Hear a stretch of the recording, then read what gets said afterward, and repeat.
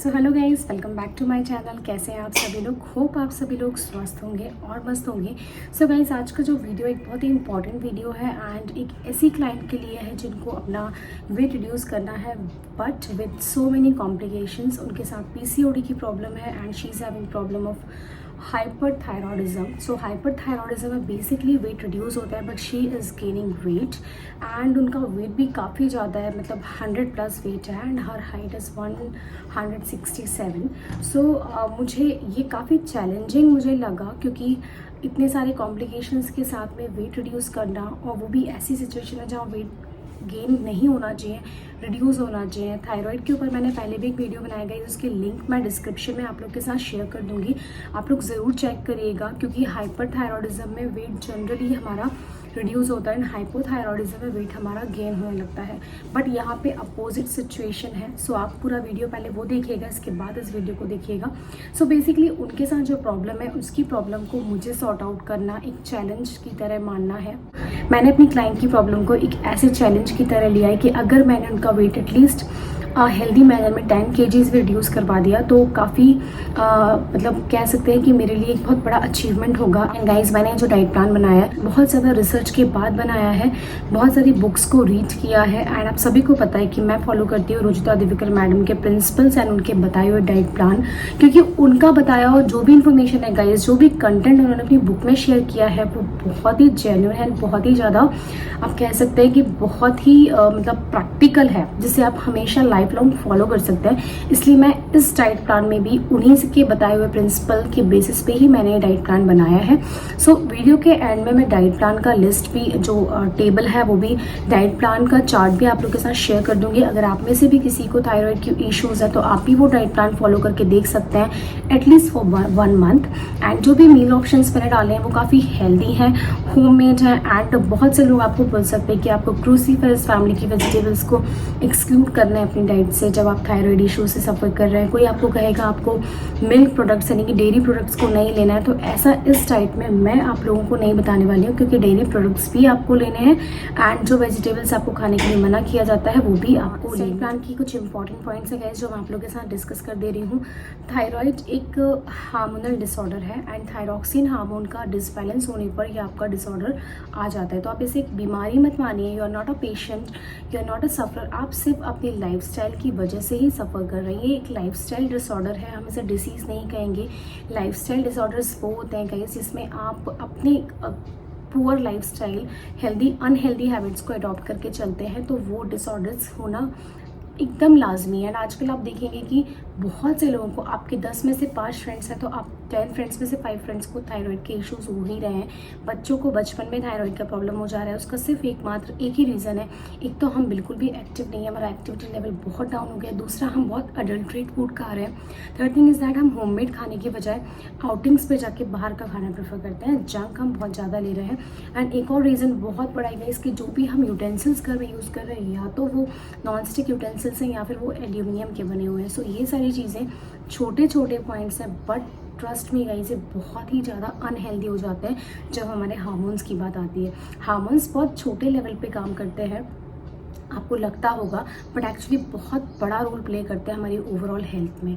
Thyroid, PCOD, PCOS, इन सब की वजह से वुमेन हेल्थ पे बहुत नेगेटिव इम्पैक्ट पड़ रहा है। उनका प्रेगनेंसी इशू होता है, उनका weight gain, unwanted weight reduce, ये सब बहुत सारे कॉम्प्लिकेशंस होते हैं। पीरियड्स पेन, बहुत ज़्यादा हैवी फ्लो होना, बहुत ज़्यादा क्रैम्प्स आना, कई लोगों को वॉमिटिंग्स भी होती हैं। सो पहली बात तो आप मान लीजिए कि अगर आपका मेंस्ट्रुअल साइकिल के टाइम पे आपको कोई क्रैम्प्स आ रहे हैं, बहुत ज़्यादा सीवियर पेन आ रहा है, तो इट्स नॉट हेल्दी। ये एक हेल्दी चीज़ नहीं है। थोड़ा बहुत क्रैम्प्स आना इज़ नॉर्मल, बट बहुत ज़्यादा क्रैम्प्स आ रहे हैं, बहुत से लोगों को वॉमिटिंग होते हैं, मैंने देखा है, तो वो नॉर्मल नहीं है। उस डिसऑर्डर को आपको सही करना ही होगा। सो हार्मोन्स को बैलेंस करने के लिए छोटी छोटी चीज़ें हमको करनी होती हैं बट रेगुलर बेसिस पे करना होता है। ऐसा नहीं कि मैंने 1 मंथ तक किसी पर्टिकुलर डाइट प्लान को फॉलो कर लिया एंड उसके बाद फिर से वही पुअर लाइफस्टाइल का अडॉप्ट कर लिया तो आपका हार्मोन जैसे ही बैलेंस होगा वैसे ही डिसबैलेंस भी होने में उसको टाइम नहीं लगेगा। सो कुछ चीज़ें आपको ज़रूर करनी है गाइज। आपको 30 to 35 मिनट्स का वर्कआउट ज़रूर इंक्लूड करना है। अगर आप बिगनर हैं तो start with beginner friendly workouts. मेरे चैनल पर आपको बिगनर्स के लिए वर्कआउट भी मिल जाएंगे। आप ओवरवेट है, आपका बहुत ज़्यादा वेट है, तो आप एकदम स्टैंडिंग वर्कआउट्स की वीडियोस भी हैं, आप वो देखकर उन वर्कआउट को इंक्लूड कर सकते हैं। बहुत बेसिक से आप शुरू करिए, आप 20 मिनट से स्टार्ट करिए, नहीं कर सकते 15 मिनट से स्टार्ट करिए, फिर ग्रेजुअली 20, 30, 35 ऐसे बढ़ा लीजिए। आप अप टू 1 आवर तक वर्कआउट कर सकते हैं। नहीं टाइम मिलता तो 30 टू 45 मिनट्स का वर्कआउट एवरीडे सफिशिएंट है। रोटेशन लाने की कोशिश करिए। किसी दिन आप कार्डियो कर रहे हैं, डांस कर रहे हैं, किसी दिन आपको पसंद है एरोबिक्स करना तो आप वो कर सकते हैं, जुम्बा कर सकते हैं, आप चाहें तो योगा कर सकते हैं। Yoga is good for those who actually who are actually suffering from hormonal disbalances. आप योगा कर सकते हैं, आप बेसिक से होम वर्कआउट कर सकते हैं। जिम नहीं जा सकते कोई बात नहीं, मैं कभी जिम नहीं गई, मैंने हमेशा घर में ही रह के अपने हार्मोन्स को बैलेंस किया है, अपना वेट रिड्यूस किया है। और सेकेंड थिंग आपको ये ज़रूर करनी है कि आप अपने किचन में से जो भी आप नॉन स्टिक यूटेंसिल्स को यूज़ करते हैं, तेल की मात्रा, ऑयल की मात्रा को कम करने के चक्कर में जो आप नॉन स्टिक यूटेंसिल्स लेते हैं वो कोटिंग बहुत हार्मफुल है और उसके साइड इफेक्ट्स कैंसर कॉजिंग तो होते ही हैं, आपके हार्मोन्स पे बहुत ही नेगेटिव इम्पैक्ट डालते हैं। सो आप सभी से रिक्वेस्ट है, आप एल्यूमिनियम के कुकर की जगह स्टेनलेस स्टील का कुकर ले आइए। आप अगर अभी तक नॉन स्टिक पैन का यूज़ करते हैं for making dosa and all, तो आप उसकी जगह कास्ट आयरन का तवा लेके आइए, बहुत ही अच्छा है। मैंने खुद ने कास्ट आयरन पे स्विच कर लिया है, मुझे ऑलमोस्ट 2 ईयर्स हो चुके हैं। मैंने स्टेनलेस स्टील का कुकर ले लिया है, एल्यूमिनियम को एकदम हटा दिया है। आप कास्ट आयरन से बनी हुई या आयरन से बनी हुई लोहे की कढ़ाइयाँ यूज़ करिए। आप खुद सोचिए, कुछ सालों पहले तक ये सारे डिसऑर्डर्स थे ही नहीं ना, किसी को थायराइड होता था, ना ही किसी को PCOD PCOS का प्रॉब्लम होता था, ना ही डायबिटीज़ होती थी, ना ही हाई BP लो BP होता था। ये सारे डिसऑर्डर्स अभी 10-15 साल में बहुत ज़्यादा कॉमन हो चुके हैं, क्योंकि हमारे किचन में फालतू की चीज़ों ने बहुत जगह ले ली है। Third thing is that guys, आपको जो करना है वो ये है कि आपको जंक फूड एकदम अवॉइड कर देना है। Please please please, once in a week और इन एवरी 15 डेज आप 1 बार या 2 बार बाहर का खाना खा सकते हैं, बट कोशिश करिए उसे भी पोर्शन कंट्रोल में खाइए। आप जैसा खाएंगे ना, आपके बच्चे भी वैसा ही खाएंगे। आजकल ट्रेंड बन गया है कि हम सैटरडे संडेज वीकेंड्स में घर पे खाना नहीं खाएंगे, बाहर खाएंगे। तो कहीं ऐसा क्यों आप करते हैं? क्यों ना आप घर में मिलकर सब लोग साथ में बना लीजिए। अगर आप ओवरबर्डन फील कर रही हैं या फिर अगर आप बाहर भी जा रही है तो एक ऐसे रेस्टोरेंट में जाइए जहाँ पे आपको हेल्दी घर का खाना टाइप्स मिल जाए, कम ऑयली मिले। और या फिर आप कह सकते हैं कुछ थोड़ा बहुत चाट चपाती, थोड़ा बहुत हल्का फुल्का खा के आ जाइए, बट ऐसा मत खाइए जो मतलब बहुत ज़्यादा हैवी हो जाता है। जिससे कई बार क्या होता है ना, हम पिज़्ज़ा बर्गर खाने चले जाते हैं, वो तो एकदम ही बेकार है, क्योंकि वो उसमें जो ब्रेड होती है वो भी काफ़ी समय से बनी होती है, उसमें जो मेयोनीज़ वगैरह यूज़ होता है बहुत अनहेल्दी होता है।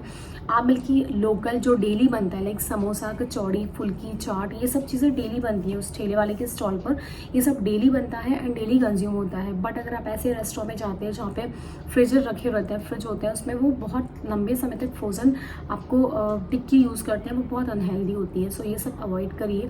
बच्चों को भी समझाइए, एंड जैसा आप बच्चों के सामने पेश होंगे, जैसा आप व्यवहार करेंगे ना, वैसी आदतें उनकी भी डेवलप हो जाएंगी। सो कोई भी पेरेंट्स मुझे नहीं लगता कि चाहते होंगे कि उनका बच्चा बहुत कम उम्र में ही बीमारियों से घिर जाए, उसको डायबिटीज़ हो जाए, उसको थायराइड हो जाए या ओबेसिटी का शिकार हो जाए।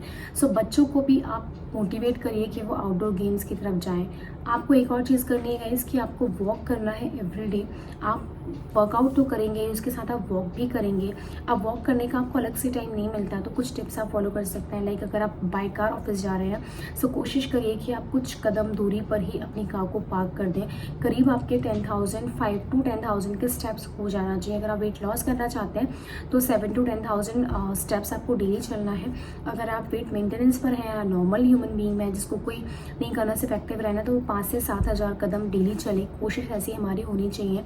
उसके लिए आप घर में अगर आपको नी में प्रॉब्लम नहीं है तो आप कोशिश करिए लिफ्ट की जगह आप फ्लोर कम से कम 2 या 3 फ्लोर डेली चढ़ने की कोशिश करें। आप कोशिश करें कि घर में अगर आप सिटिंग पोस्चर में बैठे हुए हैं, काफ़ी टाइम हो गया, 1 घंटा अगर आपको हो गया है, तो आप 2 से 3 मिनट का वॉक ज़रूर लें। हर घंटे में अगर आप 2 से 3 मिनट में वॉक करते हैं तो इस तरह से आप करीब 500 से 700 कदम आराम से चल लेंगे।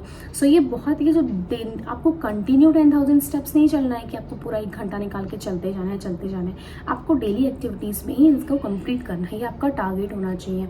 आपकी कोशिश होना चाहिए अगर आप वीकेंड्स में कहीं जा रहे हैं और आप मॉल भी जा रहे हैं तो एस्केलेटर या लिफ्ट की जगह आप जो स्टेयर्स होती है उसका यूज़ करें, या फिर आप कोशिश करिए किसी गार्डन में चले जाएं। बच्चों को आप आउटडोर जगह लेके जाइए। आजकल मॉल्स में जाना इज़ कॉमन थिंग। आप जू जा सकते हैं, आप किसी ऐसे पार्क जा सकते हैं जहाँ बच्चों को थोड़ा सा एक्सप्लोर करने का भी मौका मिलेगा। तो ये सारी चीज़ें आपको ज़रूर ध्यान में रखनी है। एंड थायराइड वाले पीपल को मैं सजेस्ट करना चाहूँगी कि आप जंक फूड को अवॉइड कर दीजिए। दूसरा, अगर आप इस फिराक में है कि मैं घी नहीं खाऊंगी या दूध नहीं लूँगी, सो दैट्स रॉन्ग। आप मिल्क प्रोडक्ट्स को ले सकते हैं, पोर्शन कंट्रोल में ले सकते हैं, बट अगर आप सोच रहे हैं कि मैं आलमंड मिल्क ले लूँ या मैं ओट्स मिल्क ले लूँ तो वो आपकी कैल्शियम को फुलफिल नहीं करेगा। अगर आपको लैक्टोजन इंटॉलरेंस है, in that case only you can avoid milk and milk products. But if you are having thyroid और बीपी और डायबिटीज़, आपको मिल्क से बने हुए प्रोडक्ट्स को अवॉइड नहीं करना है। अगर आप सिटीज़ में रहते हैं, मेट्रोज़ में रहते हैं, तो आप पैकेट वाला मिल्क यूज़ करते होंगे, बट आपकी कोशिश गाइस यही होना चाहिए कि वो अगर आपको लोकल मिल्क मिल सकता है तो वो लीजिए, ग्रेजिंग एनिमल्स का, काऊ या बफेलो जिसका भी हो। अगर वो नहीं मिलता है तो आप पैकेट में भी वो वाला लीजिए जो आपको जिसकी shelf life more than 24 hours ना हो, ठीक है।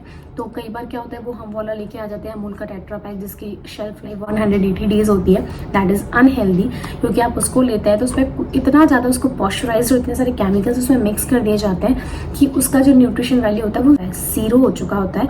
हमें ज़ीरो न्यूट्रिशन वैल्यू का मिल्क नहीं कंज्यूम करना है, हमें ऐसा मिल्क कंज्यूम करना है जो हमारी डेली के न्यूट्रिशन रिक्वायरमेंट्स को तो फुलफिल करे ही, हमारे हार्मोन्स को भी बैलेंस रखे। सो गाइस, मैं पूरा जो डाइट प्लान है वो आप लोगों के लिए रीड नहीं करने वाली हूँ क्योंकि वीडियो काफ़ी लेंदी हो जाएगी। And right now I am in Indore, तो इतना लेंदी वीडियो मेरे पास अपलोड करने के लिए वाईफाई नहीं है। सो इतना चीज़ मैं आपको बता देती हूँ कि इस डाइट प्लान में जो भी मील ऑप्शंस मैंने दिए हैं वो आपको थायराइड पिल लेने के 40 to 45 मिनट्स के बाद ही स्टार्ट करना है। उसके पहले आपको उतना जितना गैप बताया गया है आप उतना रखिए। एंड आप इसको कम से कम 15 डेज तक फॉलो करिए। If at all you are feeling any kind of problem, you should consult your doctor first. And अगर आप इस डाइट प्लान को फॉलो कर रहे हैं तो स्टार्ट करने से पहले आपको अपना वेट चेक कर लेना है। वेट चेक करने के बाद आपको अपना इंचेस को भी चेक कर लेना है एंड 1 मंथ तक इसको कंटिन्यू रखना है। अगर आपका वेट रिड्यूस होता है तो let me know in the comment section. अगर आपका वेट रिड्यूस नहीं होता है वेइंग स्केल पर तो भी कोई वरीड होने की ज़रूरत नहीं है। आप उस चीज़ को देखिएगा कि क्या आपका थायराइड थोड़ा बहुत कम ज़्यादा हुआ है, बैलेंस हुआ है, कुछ कम हुआ है, आप टेस्ट करवा के देखिएगा।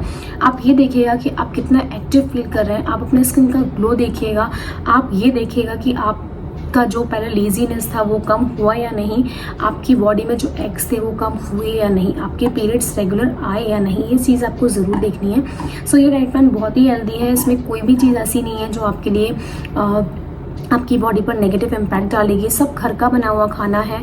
इवन आप वर्किंग वुमेन भी हैं तो आप इजीली प्रिपेयर कर सकती हैं। थोड़ा सा लंच ऑप्शंस में आपको इशू हो सकता है, बट वो भी मैंने ऐसे दिए हैं कि जनरली आपको दो ही चीज़ें बनानी है।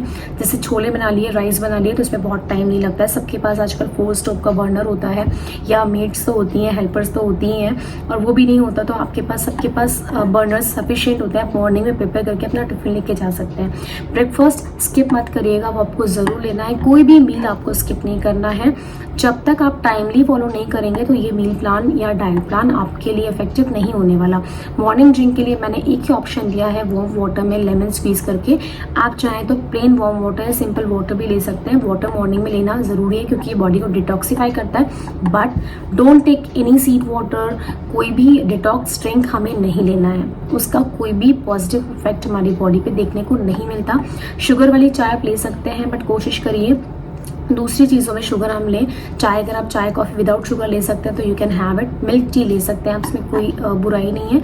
आप चाहें तो ग्रीन टी भी ले सकते हैं, बहुत हेल्दी है। लेमन टी ले सकते हैं। टी में आपके पास ऑप्शन है, आपको जो लेना है ले लीजिए। यहाँ पे मैंने आपके चीला, बेसन चीला, रागी चीला, मूंग दाल चीला, 3 चीला के ऑप्शन दिए हैं। अगर आप नॉर्थ इंडियन है, आपको चीला नहीं पसंद आ रहा तो आप किसी भी एक दिन पराठा भी ले सकते हैं। इट कैन बी आलू पराठा, मेथी पराठा, पालक पराठा, कोई भी stuff paratha you can have, but quantity should be only 2। मतलब आपको 2 से ज़्यादा नहीं लेना। अगर आप बहुत ज़्यादा वेट आपका है तो आपकी बॉडी की कैलोरी रिक्वायरमेंट भी मुझे समझनी पड़ेगी, आपको भी समझनी पड़ेगी। आप अगर अभी 2000 कैलोरीज ले रहे हैं तो आप एकदम से 1200 कैलोरीज पे नहीं आ सकते, आपकी बॉडी में वीकनेस आ जाएगी। सो आप ग्रेजुअली रिड्यूस करिए। अगर आप 4 चपाती वंस ना टाइम ले रहे हैं, अगर आप 4 चपातीस एक मील में ले रहे हैं तो उसको रिड्यूस कर दीजिए 2 पर 3 पर पहले करिए, फिर 2 पे करिए। पोर्शन कंट्रोल हमें करना है, इसमें आपको हर 2 घंटे कुछ खाना है गाइस। तो अब 4 से 2 पे स्विच भी हो जाएंगे ना तो बहुत इशू मुझे नहीं लगता होगा, क्योंकि अगर आप 4 रोटी की जगह 2 रोटी अभी खा लेंगे तो आफ्टर 2 आवर्स आपको मैंने मिड मॉर्निंग स्नैक में कुछ ऑप्शंस दिए हैं, फिर आपको मैंने लंच दिया है, लंच के बाद में मैंने आपको इवनिंग स्नैक दिया है। 4 to 6 PM का जो स्नैक टाइम होता है वो बहुत क्रूशियल होता है, क्योंकि उस टाइम बहुत से लोगों की डाइट गड़बड़ हो जाती है। वही टाइम होता है गाइस जब हम दिन भर से सोच रहे रहते हैं कि मैंने डाइट कंप्लीट कर लिया है, एंड उस टाइम हम टूट पड़ते हैं। सो उसको मत छोड़िए। अगर आप उसको छोड़ देते हैं ना 4 to 6 PM का मील, तो उसके जस्ट बाद आप डिनर करने बैठेंगे तो आप ओवर ईट कर जाएंगे एंड वहीं पे आपका डाइट खराब हो जाएगा। सो 4 से 6 के टाइम में आपको मैंने बहुत हेल्दी ऑप्शंस दिए हैं। अगर आपका लंच लाइट होता है तो आप अपना 4 to 6 PM का मील हैवी ले सकते हैं। आप ऑफिस में हैं तो you can order any vegetable sandwich. कोशिश करिएगा ब्राउन ब्रेड का बना हो या मल्टीग्रेन ब्रेड का बना हो।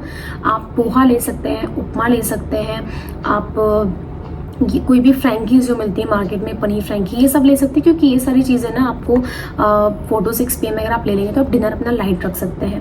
रुचिता देवी मैडम कहती है 4 to 6 PM में अगर आप ट्रैवलिंग में हैं, ऑफिस में हैं, लंच डिनर आपका लेट होने वाला है, सो आप इस टाइम में कुछ हेल्दी ले लीजिए, स्प्राउट चाट ले लीजिए, कुछ भी इस तरह का जो हैवी रहे, और फिर लंच अपना स्किप नहीं करना है। बट येस, सूप या फिर आप कोई ग्लास ऑफ मिल्क, ये सब लेके अपना लंच फिनिश कर सकते हैं।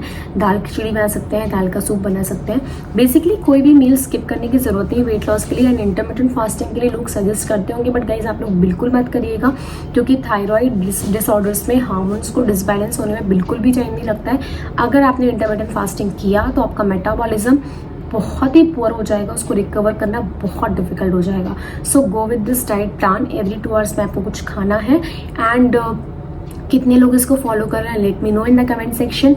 और इसके साथ में मैं आपको इंस्ट्रक्शंस के साथ में जो भी नोट्स मैंने बनाए हैं और जो भी डाइट प्लान है वो लास्ट में शेयर कर दूंगी, आप लोग जरूर देख लीजिएगा। मिलती हूँ आपसे भी नेक्स्ट वीडियो में। चलते हैं, टेक केयर, बाय बाय।